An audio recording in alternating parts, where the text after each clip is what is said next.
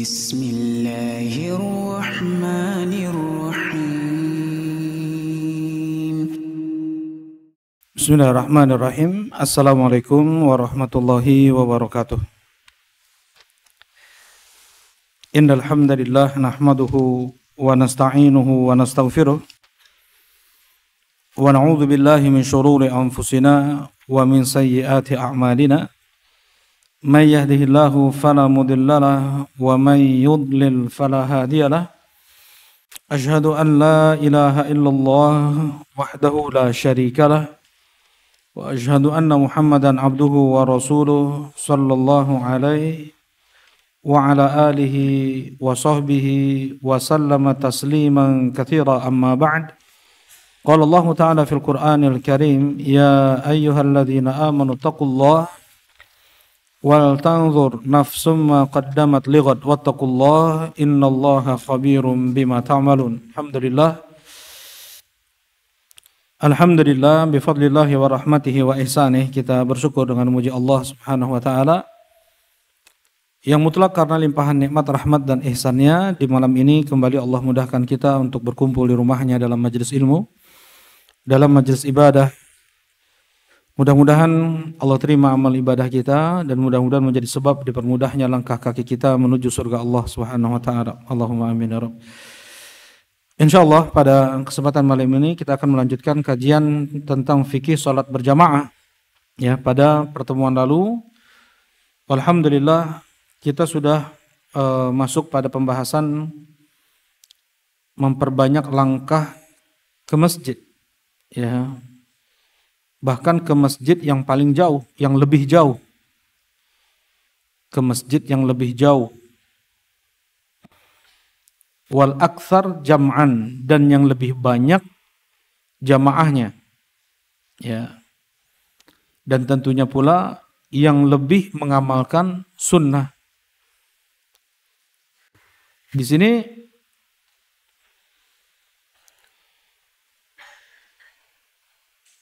memperbanyak langkah ke masjid yang lebih jauh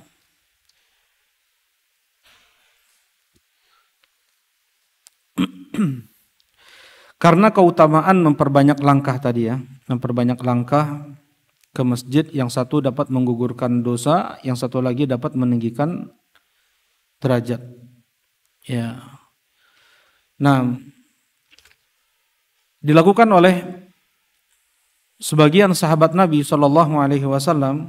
Mereka lebih memilih untuk sholat di Masjid Nabawi yang mungkin jaraknya ada 8 kilo, ada 10 kilometer dari rumahnya. Mereka tempuh dengan berjalan kaki.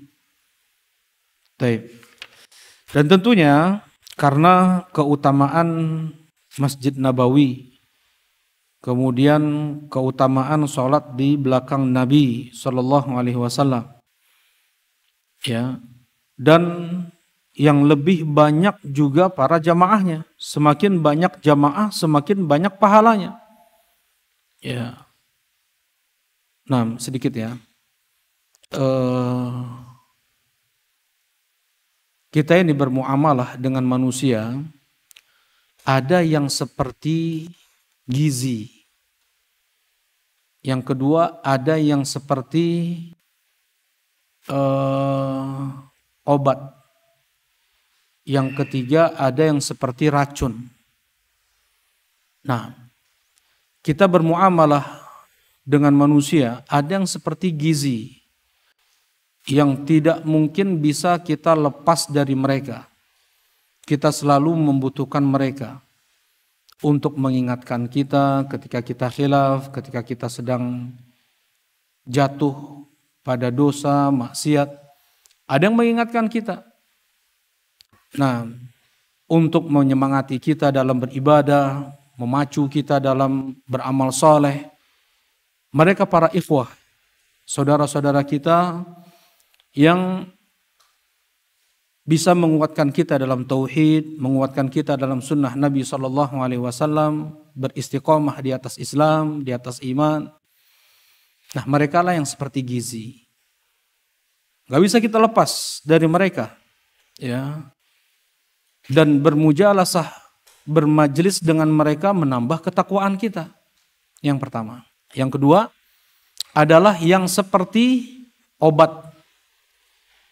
Yang seperti obat atau suplemen kali ya. Yang kita perlukan sewaktu-waktu, tidak terus-menerus. Kalau terus-menerus akan menjadi bala, akan menjadi penyakit untuk kita. Ya, mereka adalah awamun nas. Orang-orang awam. Mereka yang sibuk dengan dunianya, dengan jabatannya, dengan hartanya, dengan kegiatan-kegiatan selain ibadah. Kita butuhkan mereka sewaktu-waktu. Ketika sholat Jumat, ketika sholat Id, ketika sholat berjamaah tadi. Semakin banyak jamaah, semakin besar pula pahala yang kita dapatkan. Jelas ini ya? Tapi kalau kita terlalu banyak bergaul dengan mereka, sedikit banyak sifat mereka akan tertular kepada kita. Rasulullah sallallahu alaihi wasallam mengatakan, "Al-mar' ala dini khalilih, falyanzur ahadukum may yukhalil." Seseorang itu menurut tabiat kebiasaan temannya. Oleh karena itu, lihat oleh kalian kepada siapa kalian berkhullah, yaitu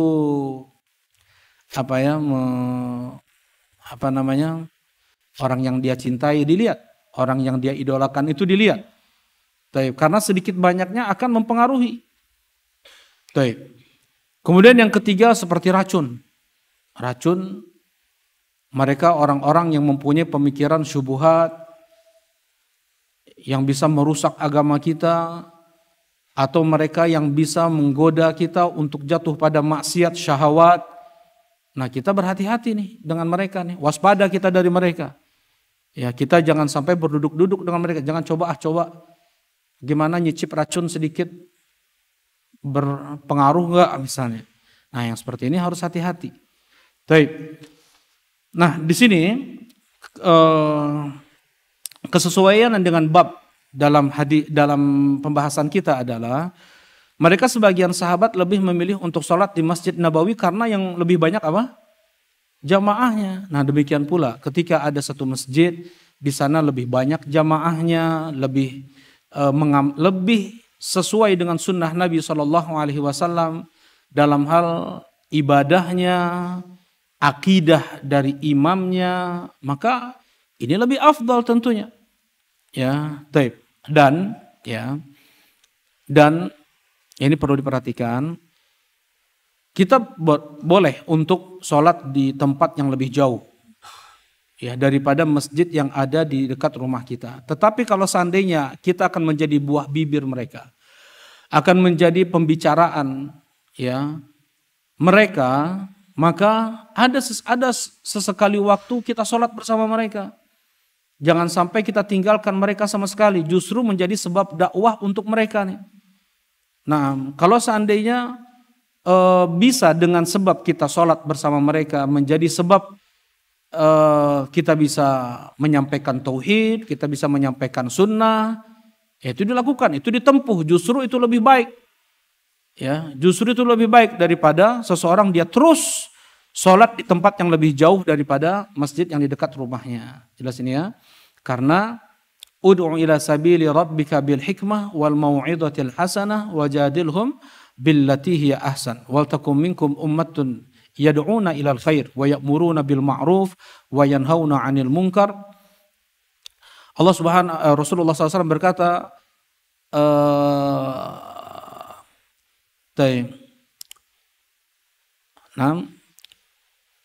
Rasulullah SAW berkata kepada Ali bin Abi Thalib, la ayyahdiyallahu bika rajulan wahidan khairun laka min humurin na'am.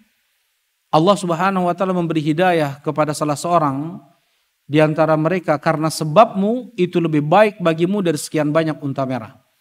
Ya. Dan ini di antara rahmah ahlu sunnah bin nas. Ahlu sunnah mereka orang yang paling sayang kepada orang lain. kepada alam semesta ini. Ya, di antara bentuk sayang mereka adalah dengan bisa menyampaikan ilmu kepada mereka, dakwah kepada mereka. Barakallahu fikum. Baik. Ya, kemudian yang berikutnya, terakhir kita sampai situ ya. Nah, yang berikutnya adalah istihbabu takhfifil imam. Disunnahkan bagi imam untuk meringankan sholat untuk jamaah. Meringankan bukan artinya cepat tanpa tumakninah. Ya. Rasulullah sallallahu alaihi wasallam bersabda, "Idza shalla ahadukum lin-nasi falyukhaffif." Apabila salah seorang di antara kalian mengimami jamaah, maka peringanlah.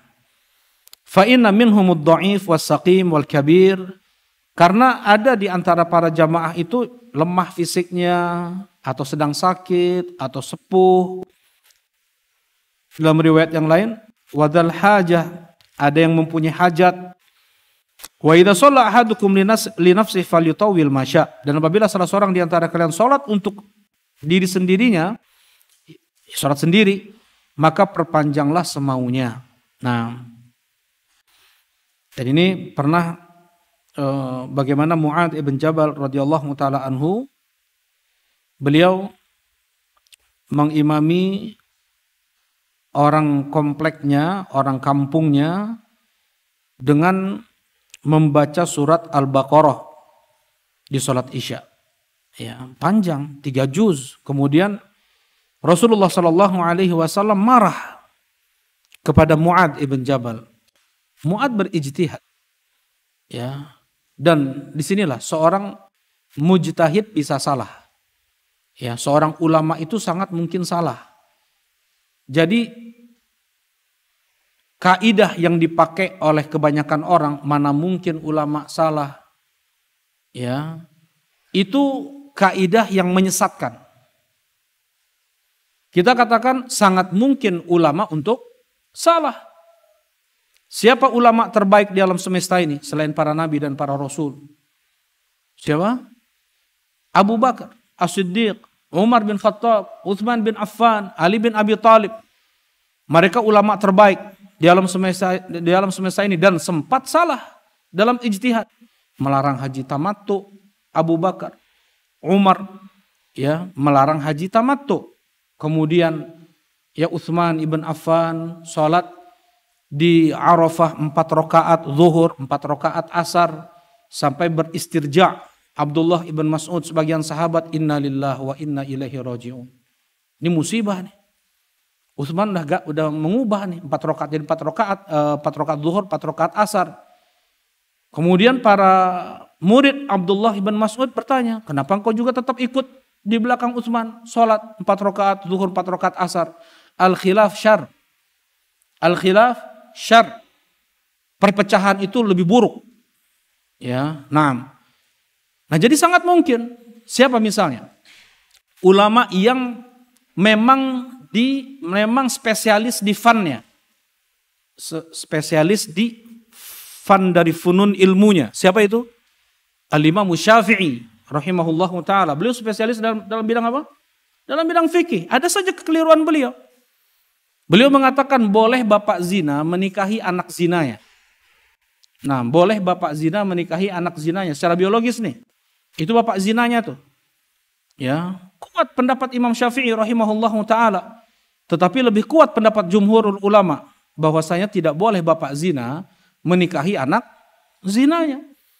Taib, ijtihad yang keliru.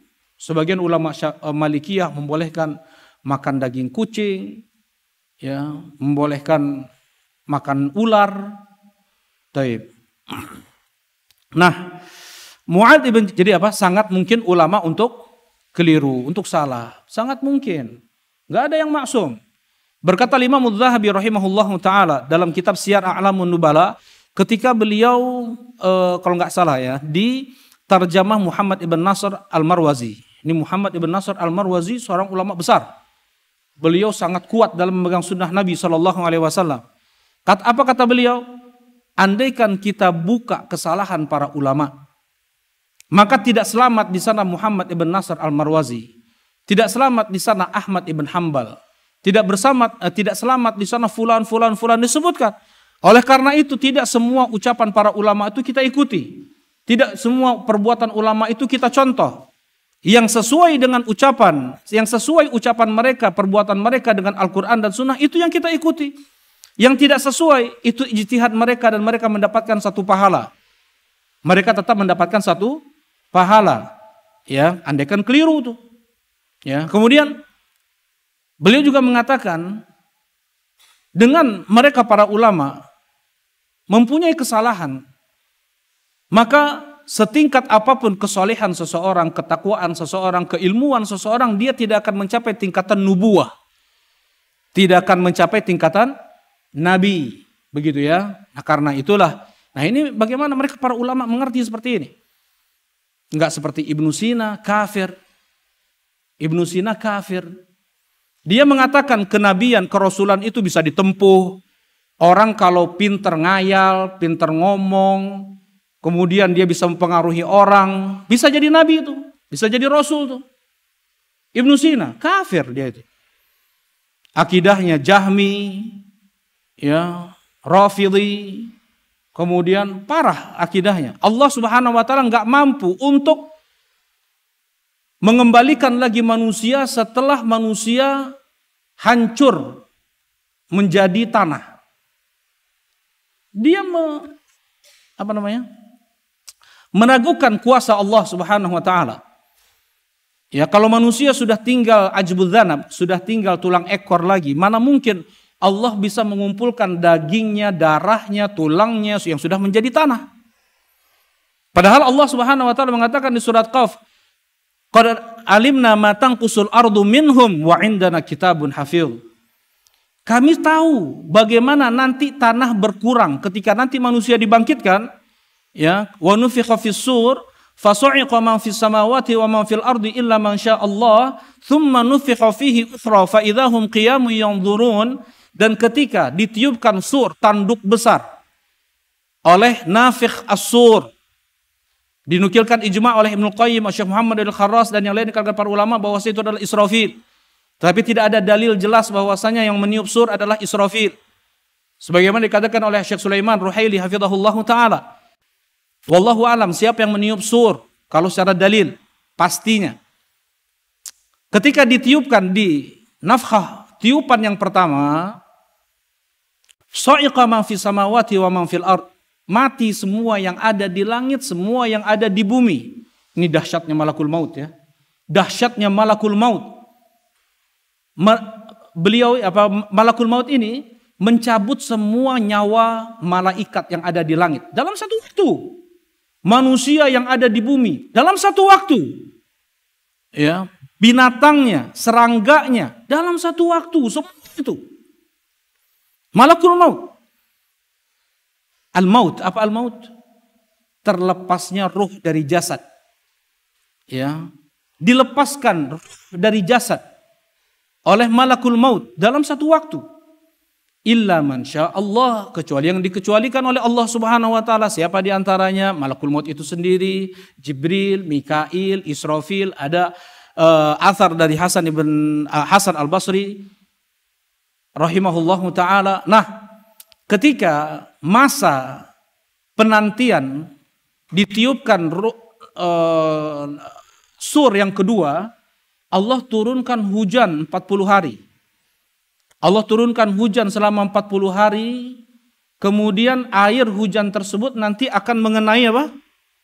Ajbudz dzanab yang sudah terkubur di dalam tanah. Tulang ekor manusia yang terkubur dalam tanah. Selama 40 hari hujan terus, ya. Kemudian tumbuhlah manusia tersebut seperti tumbuhnya apa?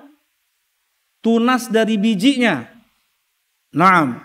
Dan mereka semua tumbuh tersebut dari daging-daging, tulang-tulang yang sudah bersatu dengan tanah tadi. Qad alimna ma tanqusul ardu minhum. Kata Allah Subhanahu wa taala, kami tahu ketika nanti mulai proses pembangkitan tersebut, tanah-tanah berkurang lagi. Sekarang kan tanah kan semakin tinggi nih. Ya enggak? Nah, nanti akan berkurang tanah tersebut. kembali apa namanya? Allah kembalikan daging yang sudah jadi tanah, tulang yang sudah jadi tanah, dikembalikan menjadi manusia lagi seutuhnya. Ya, karena Allah akan memberikan nikmat dengan jasad yang mereka pakai di dunia. Dan Allah akan memberikan azab dengan jasad yang mereka pakai di dunia. Begitu. Taib. Nah, ini diragukan oleh Ibnu Sina. Ya, Ibnu Sina kafir. Dia ngaku muslim. Taib. Nah, bisa kaditunya intinya. Taib. Apa? Sampai mana kita yang tadi? Mu'adz bin Jabal. Jadi apa? Al-Imam Syafi'i rahimahullahu taala Al-Imam Syafi'i rahimahullahu taala, beliau yang di fannya saja, di spesialis, subspesialisnya saja, beliau bisa keliru tuh. Ya, bahkan beliau sendiri mempunyai dua madhab. Ya enggak? Ada madhab di Baghdad, ada madhab di Mesir. Ada qaulul qadim, ada qaulul jadid. Ya, ini menunjukkan pendapat saya yang waktu di Baghdad dulu keliru. Ya, beliau berpindah pendapat atau beliau buat madhab baru di Mesir. Jadi jangan sampai ada pemikiran masa ustadz ini salah. Jelas ini ya?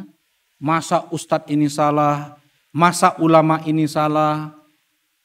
Jadi kita ambil ucapan dari mereka itu yang sesuai dengan Al-Quran dan Sunnah. Yang sesuai dengan Al-Quran dan Sunnah itu yang kita ikuti, itu yang kita contoh. Yang tidak sesuai dengan Al-Quran dan Sunnah, Al-Imam Syafi'i rahimahullahu ta'ala. Bahkan Abu Bakar As-Siddiq radhiyallahu ta'ala anhu tidak kita terima. Kalau seandainya apa? Keliru. Tidak sesuai dengan Al-Quran dan Sunnah. Ya, kata Imam Ahmad rahimahullahu ta'ala kepada Syabib ibn Salamah, Salamah ibn Syabib, apakah aku akan tinggalkan 34 hadis Nabi SAW tentang haji tamattu, kemudian aku ikut pendapatmu? Ya, ada juga sebagian ulama yang pada saat itu tidak membolehkan haji tamattu. Ya, taib. Barakallahu fikum. Ya, nah ini ijtihad dari Mu'adz ibn Jabal. Beliau sempat keliru dan diluruskan oleh Nabi SAW. Nah, di sini ini lafadz yang dari Mu'adz ibn Jabal. Idza shalla ahadukum linnasi falyukhaffif. Apabila salah seorang di antara kalian mengimami jamaah, maka peringan, jangan terlalu lama berdirinya, baca suratnya jangan terlalu panjang, kemudian rukuknya jangan terlalu lama, demikian pula i'tidalnya, sujudnya jangan terlalu lama. Ya, Rasulullah SAW, beliau kalau seandainya ruku itu hampir sama dengan berdirinya beliau baca Quran. I'tidalnya beliau hampir sama dengan ruku beliau, sujud beliau hampir sama dengan i'tidal beliau. Demikian hadis Bara ibn Azib radhiyallahu taala anhu. Ramaktu salata Rasulullah sallallahu alaihi wasallam fawajadtu raq'atahu qarib min qiyamihi wa'tidaluhu qaribu min ruku'ihi. Aku perhatikan betul salatnya Rasulullah sallallahu alaihi wasallam, salat tahajud beliau nih. Dan aku dapatkan bagaimana rukuk beliau sama dengan berdiri beliau, i'tidal beliau sama dengan rukuk beliau, sujud beliau sama dengan i'tidal beliau. Sebagian ulama mengatakan untuk rukuk, sujud, untuk rukuk, i'tidal, sujud dan duduk di antara dua sujud saja. Selebihnya tidak. Ya, maksudnya kalau berdirinya lebih panjang, tasyahudnya lebih panjang, dan zahir dari hadis Bara bin Azib tidak demikian. Nah, ya. Idza shalla ahadukum lin-nasi falyukhaffif.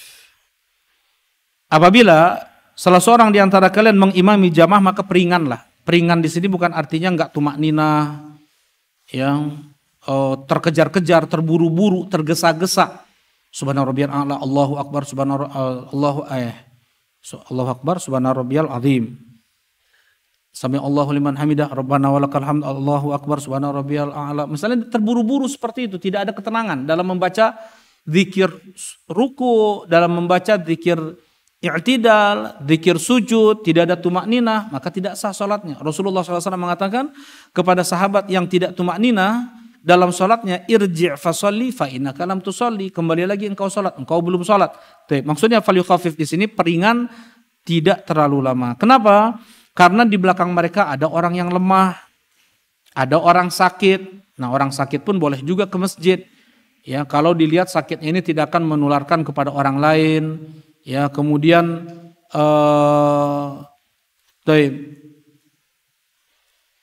orang sakit dia di zaman Nabi SAW sampai dipapah oleh dua orang. Rasulullah SAW sendiri pun beliau sampai dipapah oleh Abbas dan Ali bin Abi Thalib.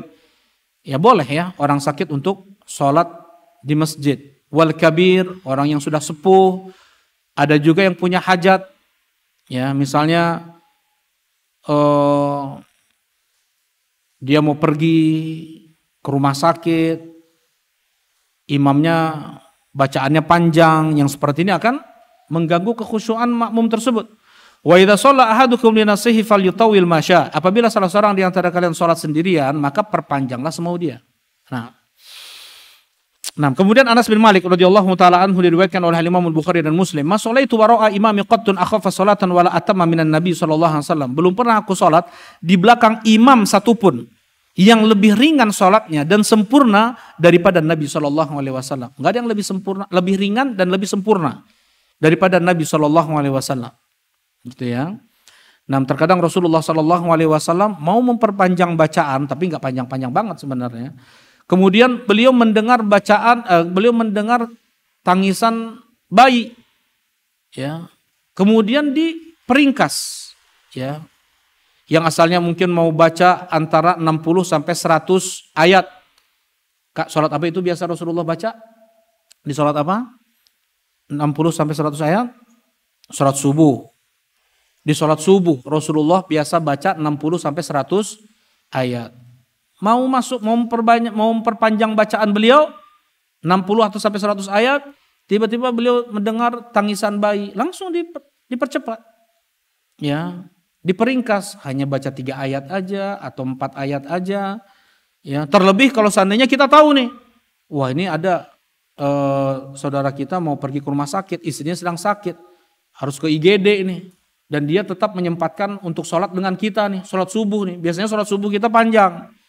Kita tahu seperti itu keadaannya, dari malam udah disaksi tahu insya Allah mau ke IGD pada subuh. Ya jangan kita perpanjang sholatnya. Cukup idza zulzilatil ardu zilzalaha di 2 rakaat. Rakaat pertama azalzalah, di rakaat kedua azalzalah juga. Itu dilakukan oleh Rasulullah SAW. Sunnah Nabi SAW. Sekali Rasulullah SAW membaca di 2 rakaat subuh dengan azalzalah. Ya begitu. Nah. Kemudian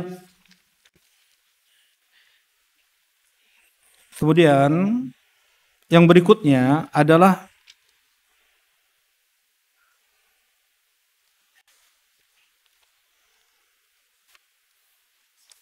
ya,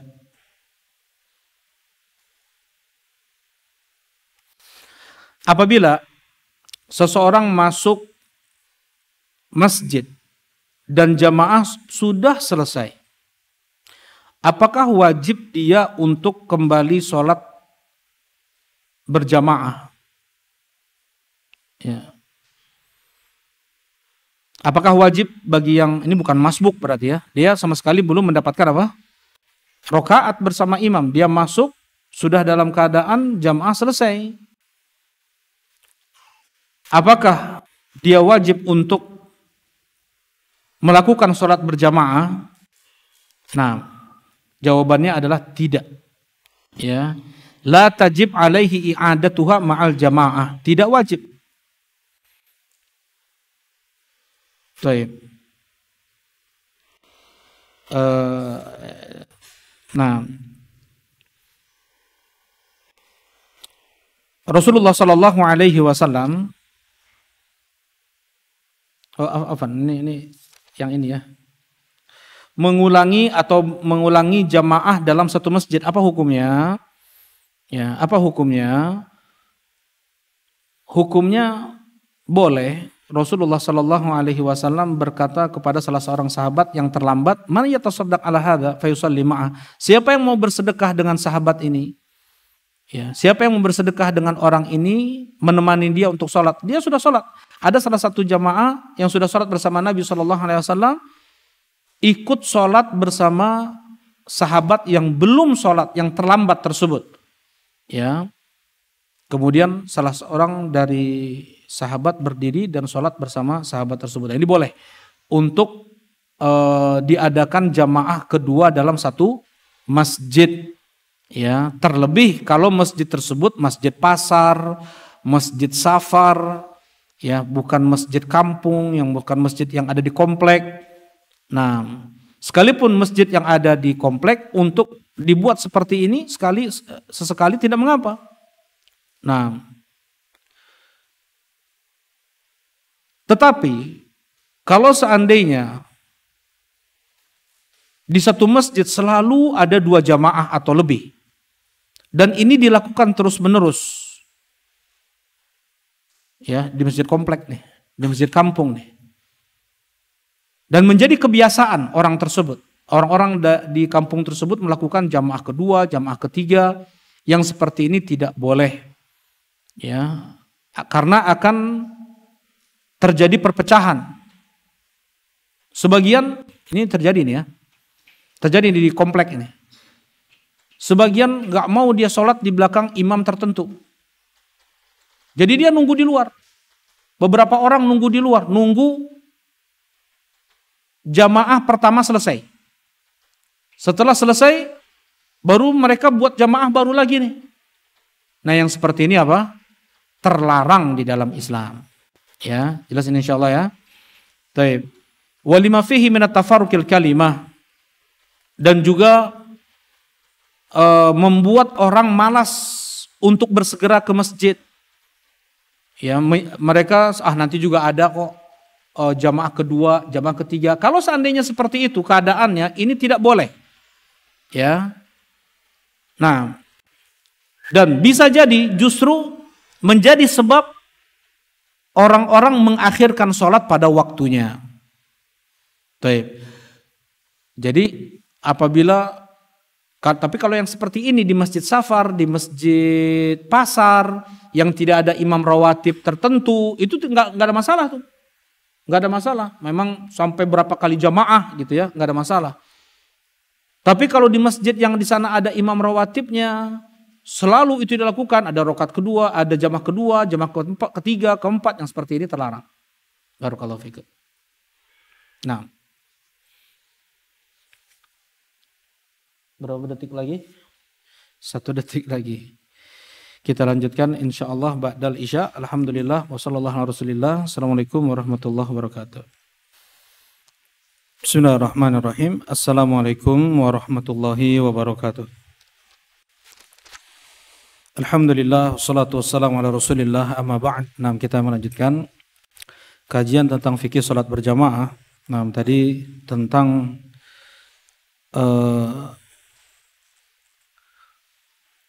berulangnya sholat berjamaah dalam satu masjid. Ya, andaikan itu di masjid safar atau masjid pasar, maka yang demikian tidak mengapa. Tetapi masjid yang dimana di sana ada imam rawatibnya, apabila itu terjadi sesekali ada jamaah terlambat, ada jamaah yang terlambat untuk sholat berjamaah, maka tidak mengapa untuk dibantu sholat berjamaah dengan orang yang sudah sholat berjamaah, ya, atau sesama mereka membuat jamaah baru di masjid tersebut. Tetapi ketika itu selalu dilakukan dalam masjid yang ada imam rawatibnya, ada jamaah kedua, ada jamaah ketiga, yang seperti ini tidak boleh karena akan menyebabkan perpecahan di kalangan kaum muslimin. Ada sebagian orang sengaja nggak mau dia sholat di belakang imam tertentu, dia mencari imam yang lain, menunggu jamaah pertama selesai, padahal dia ada di masjid. Ya, yang seperti ini menyebabkan banyak mudarat yang tadi sudah disampaikan. Baik. Yang berikutnya adalah seseorang yang dia sudah melakukan sholat, tapi sudah dia menunaikan sholat asar misalnya, kemudian dia pulang ke rumahnya ada di depan masjid misalnya. Apakah boleh dia untuk ikut sholat kembali bersama jamaah yang sedang menegakkan sholat asar? Misalnya dia safar dari Jakarta pulang ke Bandung. Di perjalanan dia sudah menjamak antara zuhur dan asar. Perkiraan nyampe Bandung jam 4, sudah selesai sholat asar. Ternyata sampai Bandung jam setengah 4. Pas qomat dikumandangkan. Boleh nggak dia untuk ikut sholat berjamaah di masjidnya? Nah, Rasulullah Shallallahu Alaihi Wasallam ketika beliau sholat di Mina melihat ada 2 orang tidak ikut sholat berjamaah bersama Nabi Shallallahu Alaihi Wasallam. Kemudian Rasulullah tanya, kenapa kalian tidak sholat berjamaah bersama kami? Kata mereka, kami tadi sudah sholat di jalan ya Rasulullah. Kata Rasulullah Shallallahu Alaihi Wasallam, idza shallaituma fi rihalikuma thumma ataituma masjid jamaah fasalliya ma'ahum. Apabila kalian berdua sudah sholat tadi di jalan, kemudian kalian datangi masjid yang sedang ditegakkan sholat berjamaah, sholatlah kalian berdua bersama mereka. Fa innaha lakuma nafilah, karena itu sunnah bagi kalian. Ya, nah, jadi boleh. Ya, boleh untuk kembali melakukan sholat berjamaah, tapi tidak boleh dia niatkan itu mengulang sholat wajibnya. Nggak boleh sholat wajib dilakukan 2 kali. Yang satu dia niatkan sunnah, seperti tadi Mu'adz bin Jabal. Beliau sholat isya yang beliau niatkan fardu itu di belakang Nabi SAW berjamaah di Masjid Nabawi. Kemudian beliau pulang ke kampungnya, mengimami orang kampungnya sholat isya lagi. Beliau niatannya nafilah, sunnah, ya, dan orang kampungnya meniatkan sholat wajib. Kemudian kapan atau berapa jumlah paling sedikit dikatakan jamaah, sholat berjamaah? Ya. Aqallul jamaah itsnan bila khilaf. Jamaah yang paling sedikit itu 2. Ya, 2. Ini enggak ada khilaf. Rasulullah Shallallahu Alaihi Wasallam bersabda dari hadis yang dikeluarkan oleh Imam Bukhari dan Muslim, sahabatnya Al-Malik ibn Huwairits, beliau mendengar Rasulullah Sallallahu Alaihi Wasallam bersabda, "Idza hadaratis shalah fa'adzina, summa aqima, wal ya'ummukuma akbarukuma." Kata Rasulullah Sallallahu Alaihi Wasallam kepada 2 orang, apabila masuk waktu sholat maka kumandangkanlah azan, kemudian kumandangkanlah qomat, dan yang menjadi imam di antara kalian berdua adalah yang paling tuanya di antara kalian berdua. Baik. Nah, di sini Rasulullah SAW mengatakan kepada 2 orang, ya, kalau ada 2 orang, salah satu azan, kemudian qomat, yang satu mengimami. Jadi untuk 2 orang saja sudah sah dikatakan apa? Berjamaah. Baik. Nah, nanti insya Allah untuk posisi imam dan makmum di tempatnya insya Allah. Kemudian, ya, untuk sholat Jumat, nanti juga ada pembahasannya. Bima tudrakul jamaah, dengan kapan seseorang dikatakan mendapatkan 1 rakaat. Ya.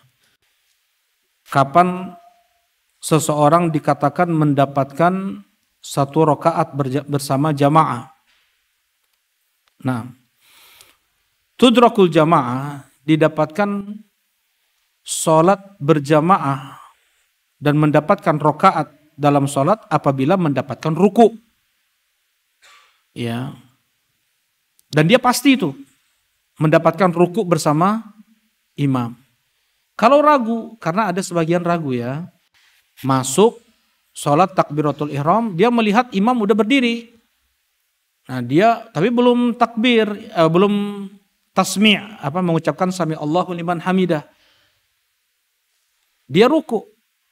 Tapi ini kan ragu nih, apakah dia mendapatkan ruku bersama imam atau tidak, kan begitu? Nah, tapi pembahasan kita adalah dia yang pasti mendapatkan ruku bersama imam, maka dia mendapatkan satu rakaat. Mana dalilnya? Hadis Abi Bakrah dikeluarkan oleh Al-Imam Al-Bukhari rahimahullahu taala. Rasulullah sallallahu alaihi wasallam beliau ketika melakukan salat berjamaah, Abu Bakrah ya, bukan Abu Bakar. Abu Bakrah Nufai ibn Harith. Kalau nggak salah Nufai ibn Harith ya. Nanti kita lihat lagi. Nama Abu Bakrah. Beliau yang membisikkan kepada Hasan ibn Ali bin Abi Thalib hadis inna bni hadza sayyid wa sayuslihu bainal fi'atain azimatain minal muslimin. Ya, Abu Bakrah ini yang membisikkan kepada Hasan ibn Ali bin Abi Thalib ketika sudah siap pasukan Hasan, ribuan prajurit Hasan melawan sudah berhadapan dengan prajurit Muawiyah ibn Abi Sufyan, ribuan kaum muslimin melawan ribuan kaum muslimin. Mau perang nih. Ya. Sebelum perang dibisikkan oleh Abu Bakrah tadi. Wahai Hasan, aku mendengar kakekmu berkata, inna bani hadza sayyid. Cucuku ini nanti akan menjadi pemimpin. Wa sayuslihu bainal fi'atainil azimatain minal muslimin. Dan dia nanti akan mendamaikan dua kelompok kaum muslimin yang sangat besar. Mendengar hadis itu, langsung Hasan ibn Ali bin Abi Thalib menyerahkan kekhilafahan kepada Muawiyah ibn Abi Sufyan.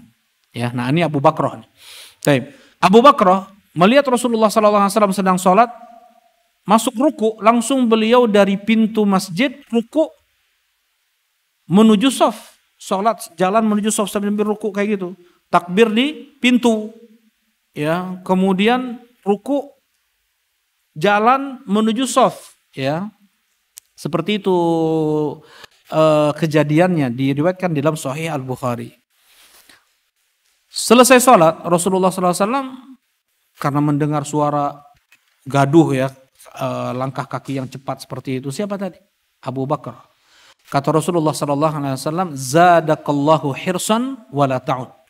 Mudah-mudahan Allah Subhanahu Wa Taala menambahkanmu lebih lagi kesungguhan, tapi jangan kau ulangi lagi seperti itu. Ya, maksudnya jangan ulangi lagi jalan kayak gitunya, bukan artinya rokaatnya nggak sah. Tadi hanya mendapatkan ruku itu nggak sah. Kalau seandainya tidak sah, Rasulullah akan menyuruh Abu Bakrah untuk menambah rokaat, gitu ya. Tapi karena sah, nah ini dalil yang paling kuat mendapatkan ruku, mendapatkan rokaat, mendapatkan ruku, mendapatkan rokaat. Ya, walaupun banyak ulama, diantaranya Al-Imam Al-Bukhari rahimahullahu taala, ya, dan para ulama lain harus mendapatkan bacaan surat Al-Fatihah. Rasulullah SAW bersabda dari hadits Ubadah bin Samit, la salata liman lam yaqra bi Fatihatil kitab, tidak sah salat apabila tidak dibaca di sana surat Al-Fatihah. Baik. Sekarang kita masuk, tapi yang rajih dapatkan ruku, mendapatkan rakaat. Nah, kenapa? Rasulullah SAW beliau bisa melihat dari belakang. Ya, kata Rasulullah SAW, fa inni arakum khalfa dhahri. Diriwayatkan oleh Imam Muslim rahimahullahu taala, ya, beliau mengatakan sawu sufufakum, luruskan saf kalian. Fa inni arakum khalfa dhahri, sesungguhnya aku melihat kalian dari belakang punggungku. Ini diantara mukjizat Nabi Muhammad SAW. Rasulullah melihat Abu Bakrah dalam posisi apa? Ruku tuh. Ya, kalau seandainya tidak sah, maka Rasulullah akan perintahkan Abu Bakrah untuk menambah satu rakaat. Jelas insyaallah ya? Baik, barakallahu fikum. Nah, jadi enggak semua lafaz-lafaz yang ada di untuk meluruskan shaf dari Nabi SAW itu dibaca oleh imam. Jadi ya kayak ini misalnya, kayak lafaz tadi, jangan dia baca ya sawu sufufakum fa inni arakum khalfa dhahri misalnya. Itu hanya khusus untuk Nabi SAW. Kemudian yang berikutnya adalah apa saja uzur untuk tidak ikut sholat berjamaah. Apa saja uzur untuk meninggalkan sholat berjamaah. Berarti di sini berarti hukumnya apa? Wajib dong. Ya, kalau hukumnya sunnah ngapain ada kalimat uzur, ya enggak? Ya, ini dalil bagi ulama Syafi'iyah, ya. Madhab yang sah bagi Syafi'iyah adalah fardu kifayah. Hukum sholat berjamaah itu adalah fardu kifayah. Dan kenapa? Karena mereka menyebutkan bab ini, bab izar, uzur-uzur yang diperbolehkan untuk meninggalkan sholat berjamaah. Kalau seandainya sunnah, untuk apa ada uzur? Ya sunnah. Ngapain sholat mau sehat atau enggak? Ngapain enggak juga wajib untuk sholat berjamaah. Ada kalimat uzur karena hukumnya apa? Wajib. Barakallahu fikum. Nah, yang pertama adalah sakit. Sakit yang di sana ada masyaqqah, ada kesulitan untuk mendatangi sholat berjamaah. Kalau sakit-sakit sedikit atau enggak menyulitkan dia untuk sholat berjamaah, kayak sakit kaligata mungkin ya, atau sakit yang pokoknya enggak menyulitkan dia untuk pergi ke masjid, maka enggak ada uzur untuk dia meninggalkan sholat berjamaah. Sakit yang di sana ada uzur. Ini sedikit ya murojaah tentang nanti insya Allah mungkin ada pembahasannya oleh siapa tentang sakit gigi boleh enggak uzur enggak puasa Ramadan? Enggak, ini serius. Ada bisa enggak? Sakit gigi boleh enggak jadi uzur untuk tidak puasa? Untuk enggak puasa, untuk berbuka. Hah? Enggak. Ada pendapat lain? Ya? Abah Zidan? Nah, Masya Allah. Masya Allah, jazakallah khair. Betul. Sakit gigi macam-macam ya. Enggak semua tingkatannya sama kan? Ya. Ada sakit gigi biasa, ada sakit gigi sampai hilang akal orang, tendang-tendang pintu, tendang-tendang, ya enggak? Ini sudah kayak orang kayak gitu udah enggak jelas nih orang. Ya, jadi dia harus pakai obat penenang, penghilang rasa sakit. Kalau enggak, banyak mudarat yang akan dia lakukan. Melakukan hal-hal yang haram. Ya, mungkin marah-marah sama anaknya, pukul anaknya, pukul yang seperti itu. Jadi karena kurang akalnya lagi, karena hilang apa? Hilang akalnya karena sakit giginya parah. Itu syaraf ya, itu masuk ke syaraf. Jadi kalau kondisinya seperti itu, boleh dia untuk membatalkan puasa Ramadan. Jelas ini ya? Tapi kalau sakitnya ringan, nggak sampai seperti tadi yang Anda sampaikan, itu tidak boleh. Barakallahu fikum. Nah, begitu juga di sini. Sakit yang diperbolehkan untuk seseorang dia meninggalkan sholat berjamaah adalah sakit yang di sana ada masyaqqah, ada kesulitan dia untuk mendatangi masjid. Ya, misalnya pusingnya sangat, ya demamnya, panasnya tinggi, yang seperti ini boleh untuk dia meninggalkan sholat berjamaah. Nah, kayak Rasulullah SAW ketika beliau memaksakan diri untuk pergi ke masjid nih, menyampaikan taklim karena ditunggu-tunggu oleh orang Ansor, nangis mereka semua merindukan Nabi SAW, dan itulah terakhir Rasulullah keluar. Itu Rasulullah diikat kepala beliau, saking sakitnya kepala Nabi SAW, sampai diikat kepala Nabi SAW, saking pusingnya. Sakit kepala Rasulullah itu berkali lipat manusia biasa. Kemudian demam Nabi SAW itu 2 kali manusia biasa. Jadi sudahlah pakai selimut itu tembus dari luar. Panas demam Nabi SAW. Ya Rasulullah, innaka tu'ak. Nah, kata Rasulullah, inni u'ak kama yu'ak rajulani minkum. Aku ini diberi sakit demam oleh Allah Subhanahu wa taala 2 kali lipatnya kalian. Ya, Dan asyaddun nasi bala'an al-anbiya tsummal amtsal fal amtsal. Seberat-berat bala musibah yang Allah timpakan itu kepada para nabi, kemudian yang semisalnya, yang sesudahnya, yaitu para siddiqun, yaitu setelah itu para syuhada, setelah para sholihun. Ya, nah, baik.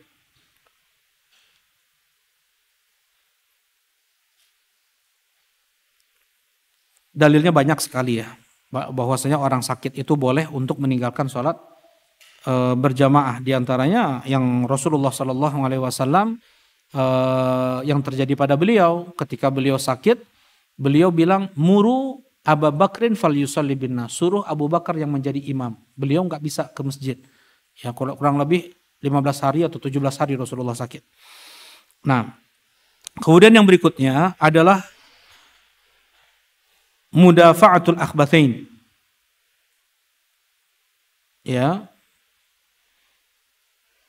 Adalah menahan buang hajat, menahan buang air besar, buang air kecil atau buang angin. Nah, ini boleh untuk dia tunaikan dulu hajatnya. Ya. Kemudian yang ketiga adalah makanan yang terhidang dan dia dalam keadaan lapar. Nah, 2 dan 3 ini dalilnya satu. Rasulullah Shallallahu Alaihi Wasallam bersabda, la salata bihadratit ta'am wala wahwa yudafi'uhu al-akhbathan.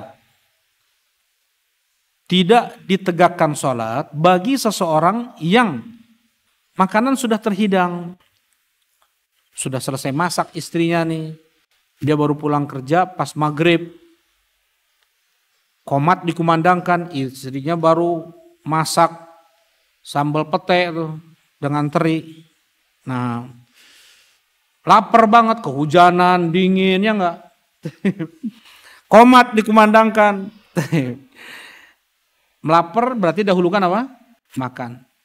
La sholat, tidak sholat. Tidak dikerjakan sholat ketika makanan sudah terhidang. Ya, dalam hadis yang lain juga Rasulullah SAW bersabda, idza hadaral asya fabda'u bil asya, idza uqimatil isya wa hadaratil asya fabda'u bil asya. Apabila sudah dikumandangkan qomat salat isya dan kemudian makan malam sudah terhidang, maka dahulukanlah makan malam. Nah, di sini bagaimana di dalam Islam sangat memperhatikan kekhusyuan dalam salat. Tentunya orang lapar, ya, makanan sudah terhidang, kekhusyuannya buyar tuh, ya. Ini sahabat nih, bukan kita. Ya, apalagi kita maksudnya. Sahabat saja seperti ini, Islamnya kuat, beliau menahan lapar luar biasa, mereka ini biasa puasa. Ketika diboikot oleh orang-orang musyrikin, makan daun sampai buang kotoran seperti binatang buang kotoran. Tetap aja kalau nggak ada kalau makanan sudah terhidang, dahulukan makanan gitu ya. Nggak bilang saya mah imannya kuat lah, insya Allah bisa khusyuk. Enggak kayak gitu. Ya. Tapi syaratnya yang pertama adalah makanannya sudah terhidang, sudah jadi, bukan baru motong bawang tuh istri itu masih masak, enggak. Makanan sudah terhidang, ini syarat yang pertama. Syarat yang kedua, hatinya terketuk, maksudnya dia bernafsu kuat untuk makan, dia lapar gitu ya. Kalau misalnya makanan sudah terhidang, dianya baru makan juga di jalan, nggak ada nafsu kuat untuk makan, ya dahulukan sholat. Ya, tapi ini yang pertama. Ini yang kemudian yang berikutnya wala wahwa yudafiul akhbatha. Dan jangan juga dahulukan sholat ketika dia menahan buang air besar atau buang air kecil. Ya, dahulukan buang hajat. Dan nanti gimana dong sholatnya? Tetap pahala sholatnya sama. Pahalanya sholatnya, walaupun dia sholat sendirian, tetap pahalanya mendapatkan pahala sholat apa? Berjamaah. Jelas ya? Karena yang menyuruh ini siapa? Rasulullah SAW, syariat. Ya, jadi ketika seorang bisa khusyuk dalam sholat itu luar biasa, melipat gandakan pahala.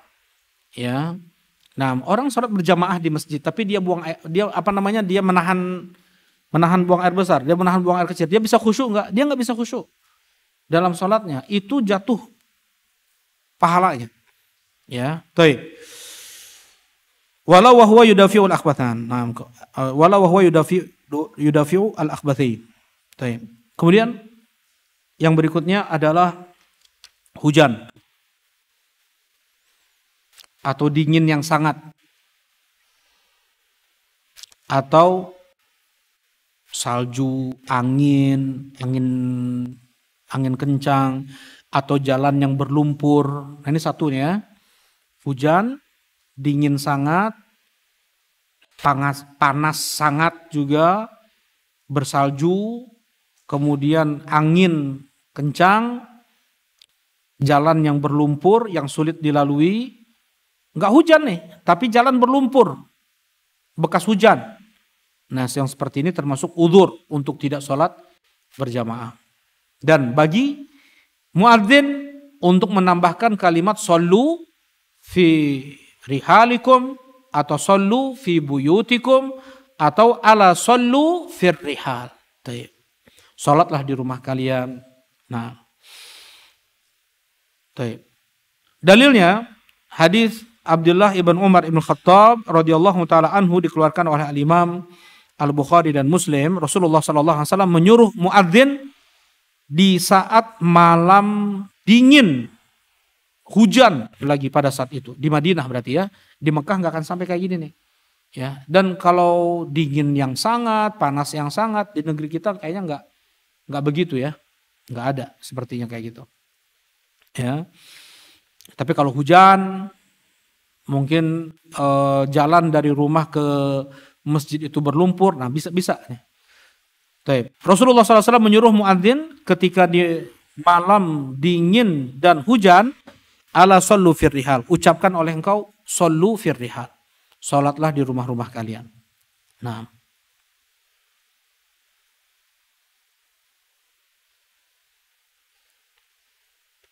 Nanti kapan dikumandangkan sallu fi buyutikum di fikih adzan insyaallah. Kemudian yang berikutnya adalah apabila dikhawatirkan hilang hartanya atau akan datang madarat pada keluarganya, boleh pada saat ini dia meninggalkan sholat berjamaah. Nah, dikeluarkan oleh Abu Daud. Man sami'an nida falam ya'tihi, siapa yang mendengarkan azan kemudian tidak dia datangi, fala sholata lahu illa min udhrin, maka tidak ada sholat bagi dia kecuali karena udzur. Ya, ditanyakan kepada Rasulullah, apa itu udzurnya Rasulullah? Khaufun au maradun, takut atau sakit. Ya, khawatir misalnya ya karena ada ancaman, ya khawatir dia kepada keluarganya, khawatir dia pada hartanya, maka boleh dia meninggalkan sholat berjamaah. Ya, baik. Nah, bahkan disebutkan di sini seseorang yang dia khawatir lari orang yang berhutang kepada dia. Sudah dicari bertahun-tahun, berbulan-bulan, kedapatan nih, azan dikumandangkan nih. Disuruh sholat bareng nggak mau. Khawatir orang ini lari, nah nggak apa-apa pada saat itu dia untuk menyelesaikan hajatnya dulu. Ya, ini malah lebih daripada apa? Terhidangnya makanannya nggak? Ini dikiaskannya ke sana. Kemudian demikian juga seseorang di sini yang takut ketinggalan rombongan. Takut ketinggalan rombongan atau ketinggalan pesawat apalagi, ketinggalan kereta apalagi, ya enggak? Ya, kita di bandara imamnya sholatnya ngimamin pakai surat An-Naba. Pesawat kita udah disebut-sebut nih, nama kita udah dipanggil-panggil. Nah, enggak apa-apa, kita batalkan sholat. Ya, kita batalkan sholatnya atau kita sholat sendirian cepat kemudian ya intinya meninggalkan jamaah. Ya. Kemudian juga apa yang dilakukan oleh salah seorang makmum atau jamaah di belakang Mu'adz ibn Jabal. Karena ada masyaqqah, terlalu kepayahan nih di belakang imam ini, panjang banget bacaannya. Surat Al-Baqarah dibaca, ya udah dia tinggalkan jamaah, dia sholat sendirian, dia pulang setelah itu. Nah ini pun dibenarkan juga oleh Nabi Muhammad Shallallahu Alaihi Wasallam, gitu ya. Ketika dia sedang sholat misalnya, dia sedang sholat, kemudian ini terjadi nih ya, di belakang imam panjang ngimamin, kemudian tadilah contohnya misalnya istrinya mau ke IGD atau ada yang sakit di rumah, ternyata imamnya panjang bacaannya, boleh dia apa?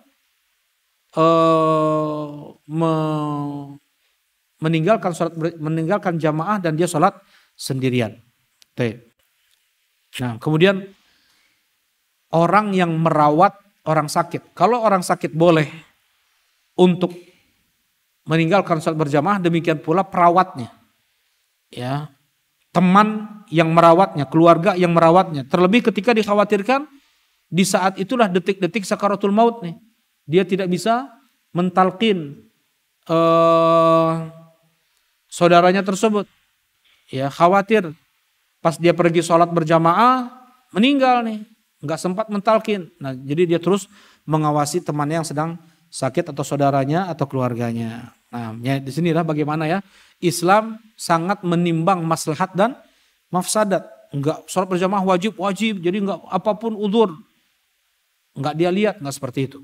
Ya, barakallahu fikum.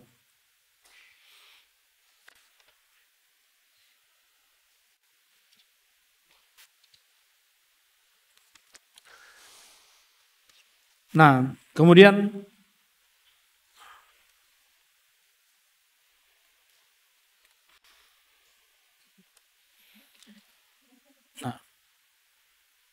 yang berikutnya adalah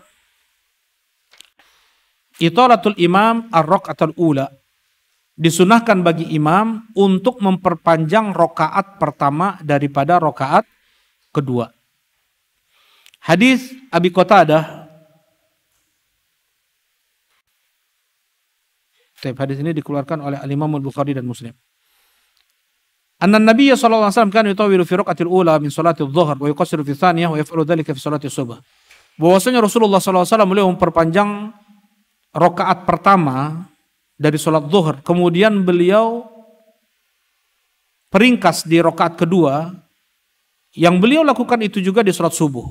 Jadi rakaat pertama lebih panjang daripada rakaat kedua agar jamaah mendapatkan sempurna rakaat bersama imam. Yang mereka yang masbuk ini ya nggak kehilangan, nggak terluputkan rakaat bersama imam. Itu diantara hikmahnya. Jadi diperpanjang rakaat pertama daripada rakaat kedua. Tetapi ini sunnah ya hukumnya ya, bukan wajib. Kalau seandainya pun dibaca oleh imam di rakaat pertama surat yang lebih pendek daripada rakaat kedua, itu sah. Mana dalilnya, Fadil? Masya Allah. Gimana itu?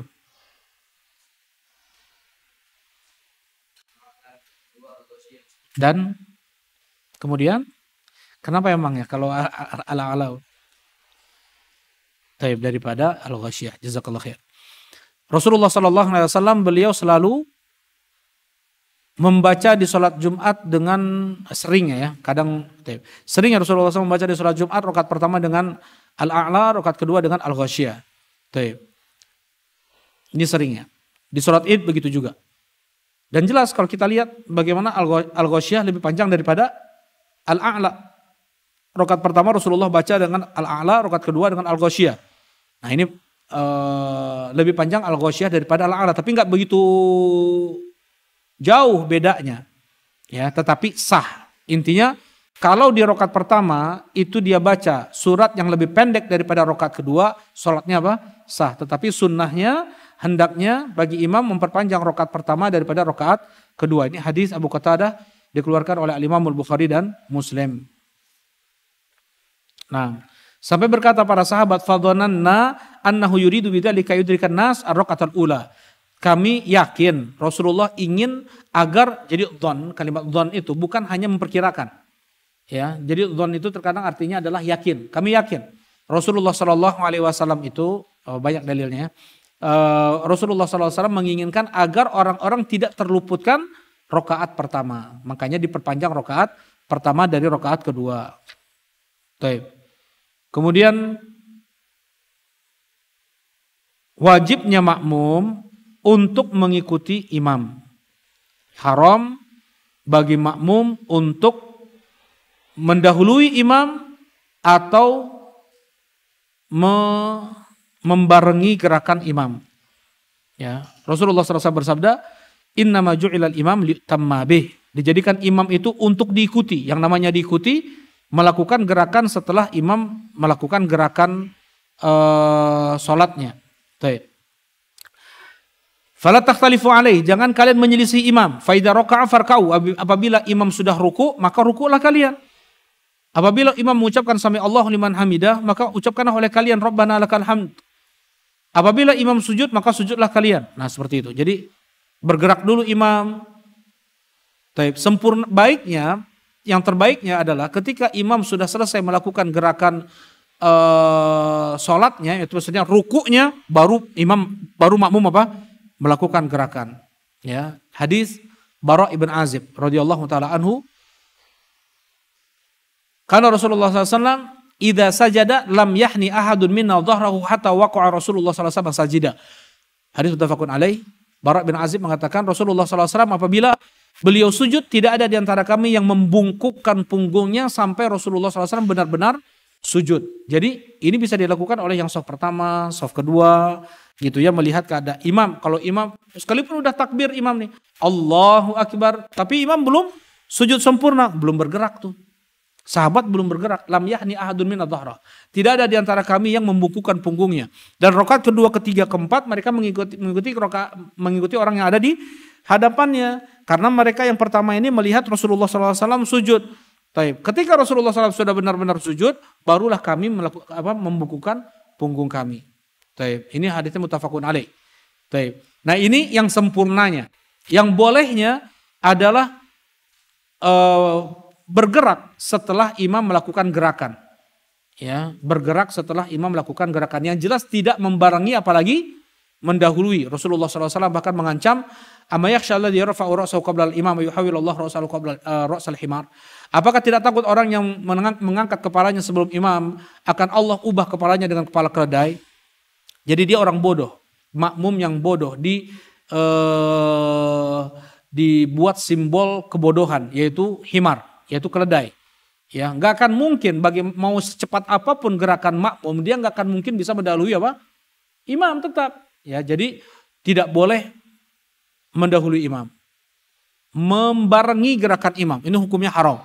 Ya, tapi kalau misalnya imam gerak turun, nah dia pun gerak turun juga, tetapi tidak membarengi, itu hukumnya tidak mengapa. Masih dikatakan dia mengikuti imam.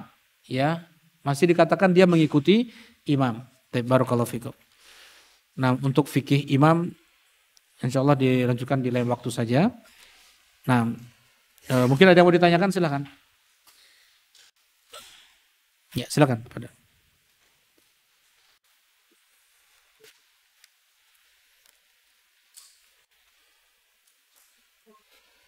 Atau sholat berjamaah, atau menunggu adzan di masjid.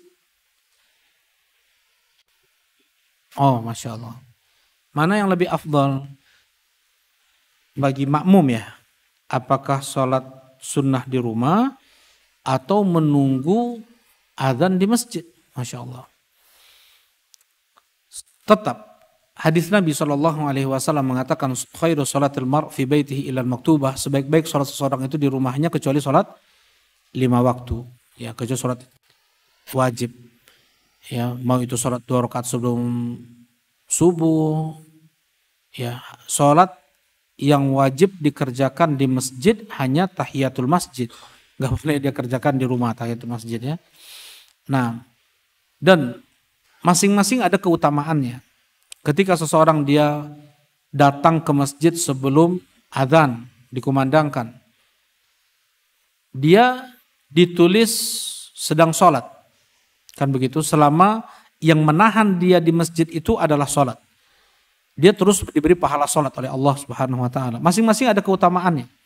Ya tetap kalau dikatakan sholat sunnahnya mana yang lebih afdol, jelas sholat sunnahnya yang afdolnya di rumah. Tapi keutamaan dia menunggu sholat itu adalah pahala tersendiri. Kalau di masjid, dia menunggu di masjid ya, seperti itu. Barakallahu fikum. Masing-masing ada keutamaannya. Nah, silakan Pak Kiki. Barakallahu fikum, silakan.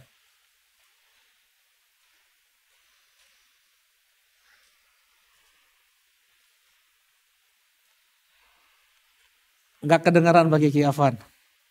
Mungkin mungkin disampaikan saja oleh Abu Rafiq kali. Gimana Abu Rafiq?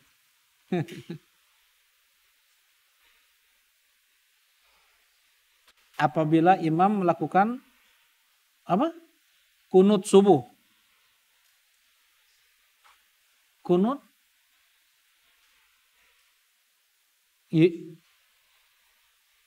kunut yang diwajibkan, dilazimkan. Ya, nan. Baik, barakallahu fiik. Yang enggak ada sunnahnya gitu, Pak. Pakai ya. Baik. Nah, untuk kunut subuh misalnya, ya contohnya kunut subuh, apakah makmum ikut kunut subuh juga? Ya, Imam Ahmad ibn Hanbal rahimahullahu taala beliau mengatakan ikut kunut subuh bersama imam tersebut. Beliau berdalil dengan al-khilaf syar tadi, hadis ucapan siapa? Abdullah bin Mas'ud. Sekalipun Utsman ibn Affan melakukan sholat 4 rakaat yang itu berbeda dengan yang dilakukan Rasulullah SAW, beliau tetap sholat bersama jamaah bersama Utsman bin Affan. Al-khilaf syar, perselisihan itu buruk kata Imam Ahmad. Ya, jadi tetap makmum mengikuti imam, ikut kunut subuh. Ya. Ini pula lah yang difatwakan oleh Syekh Muhammad ibn Shalih bin Utsaimin rahimahullahu taala.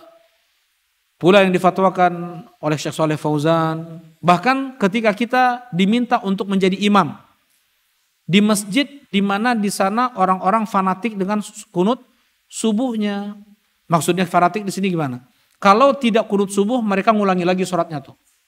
Ada yang bilang gak sah karena itu rukun. Ada yang bilang wajib. Kalau wajib ditinggalkan sujud sahwi. Nah, yang seperti itu. Kalau seandainya kita berada di masjid yang demikian, maka kita ikut kunut subuh. Kita sebagai imam malah. Kita sebagai imam, kita melakukan kunut subuh untuk mereka. Nah, karena agar tidak terjadi perselisihan. Al-khilaf syar. Ini difatwakan oleh sebagian ulama Hanabilah. Yang mereka tidak berpendapat adanya kunut subuh nih. Nah, Al-Imam Syafi'i rahimahullahu ta'ala sendiri yang berpendapat dengan kunut subuh. Ketika beliau pergi ke Masjid Abi Hanifah di Kufah, orang atau murid-murid Al-Imam Abu Hanifah bermusyawarah nih, Imam Syafi'i akan datang kepada kita dan suatu kehormatan, suatu bentuk penghormatan kita kepada beliau adalah dengan meminta beliau menjadi imam salat subuh. Dan kita tahu beliau ini pendapatnya kunut subuh. Dan Abu Hanifah, ulama-ulama yang bermadzhab dengan mazhab Abi Hanifah menghukumi kunut subuh itu bid'ah. Ya. Kemudian ya sudahlah, sebagai bentuk penghormatan gak apa-apa kita sekali ini saja ikut kunut subuh di belakang Imam Syafi'i rahimahullahu ta'ala. Kemudian Al-Imam Syafi'i rahimahullahu ta'ala ketika beliau sholat subuh nggak pakai kunut subuh, nggak pakai kunut. Ditanya oleh ulama-ulama Hanafiyah, kenapa imam kami udah mau kunut? Kata beliau, ana ujillu hadzal imam. Aku memuliakan imam ini, maksudnya Abu Hanifah. Aku sholat di tempat beliau dan aku muliakan beliau. Aku tinggalkan pendapatku untuk kunut subuh. Berarti bagi Imam Syafi'i saja, kunut subuh itu bukan rukun sholat, bukan wajib. Karena beliau tinggalkan nih, jelas ini. Kalau seandainya rukun, akan beliau tambahkan 1 rakaat. Kalau seandainya wajib, beliau akan sujud sahwi. Jelas ini insya Allah. Nah, ini bagi Imam Syafi'i saja. Jadi beliau terkadang meninggalkan meninggalkan kunut subuh. Barakallahu fikum. Kita di Kota Bandung ini majemuk ya, orang udah paham semua, kurang kefanatikan yang seperti ini kan, berbeda dengan di daerah-daerah nih. Kalau nggak kunut subuh ada intimidasi lah di sana, dipersulit ininya itunya, kemudian jadi omongan ini dan itu. Kalau kita di masjid yang seperti itu di Bandung ini, alhamdulillah ya, orang mau kunut mau enggak biasa aja, orang enggak ngomongin lagi. Wa khairul hadi hadi Muhammad. Sebaik-baik petunjuk adalah petunjuk Rasulullah sallallahu alaihi wasallam. Imam kunut subuh, kita enggak usah kunut subuh. Ngapain kunut subuh? Ngapain kunut subuh? Karena Rasulullah tidak melakukan kunut subuh. Jelas ini insyaallah. Biarkan mereka kunut subuh dan tidak akan terjadi khilaf. Enggak akan terjadi perpecahan. Kenapa? Karena kita sudah apa? Sudah masing-masing memahami satu sama lain. Kalau di tempat yang dikatakan oleh Imam Ahmad tadi dan ulama Hanabilah, di tempat yang akan terjadi perselisihan di sana, kita ikut kunut subuh. Jelas ini insyaallah. Baik, barakallahu fikum. Mungkin ini yang dapat disampaikan. Subhanakallahumma rabbana wa bihamdika asyhadu an la ilaha illa anta astaghfiruka wa atubu ilaik. Assalamualaikum warahmatullahi wabarakatuh.